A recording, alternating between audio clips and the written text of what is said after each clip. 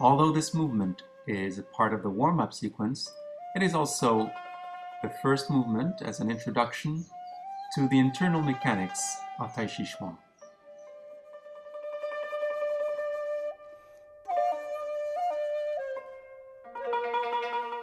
We usually rely on contractions of the muscles to generate movement, and in this case, a rotation. Let's visualize a cross-section of the abdomen at the level of the navel. The contraction of the oblique and abdominal muscles generate a rotation.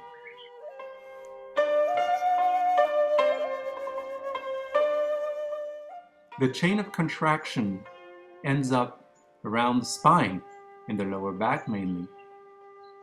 You might have experienced sometime in your life an excessive contraction, a twist of your spine, and felt a pinch.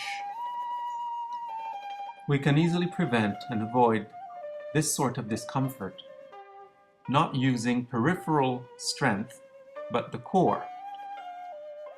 Visualize the Tien about an inch below the navel, inside your abdomen, on an axis, passing through the crown, tip of the head, through the perineum, the root.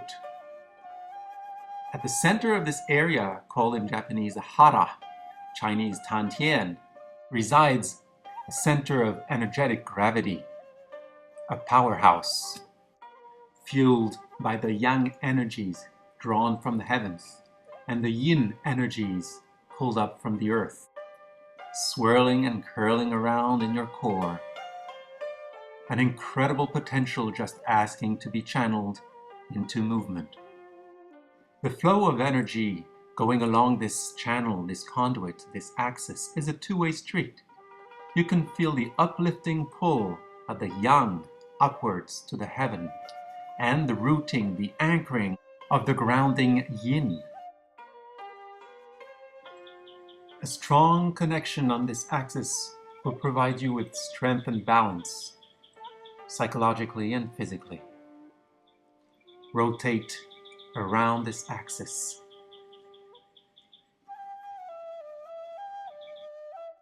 Let's visualize the cross-section of the abdomen. The arrow designates where I was pointing at with my fingers. On the intersection of front and back, left and right axis, you find the Tien. And this is the pivoting point. Torquing this core generates an external rotation of the torso. I suggested earlier that the Tien was a collecting pool of the yin and yang energies swirling around each other.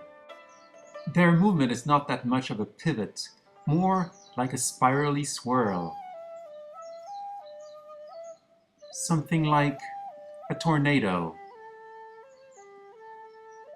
or even a galaxy, breathing, expanding, retracting. Let's go back to the demonstration of the movement. Keep your axis vertical, do not lean side to side. Rotate around this axis like a hinge.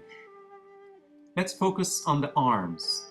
We want the upper limbs to be totally relaxed, like those of a ragdoll.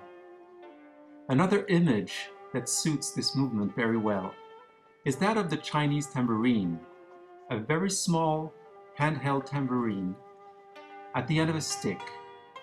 It's sided with two strings at the end of which are attached balls.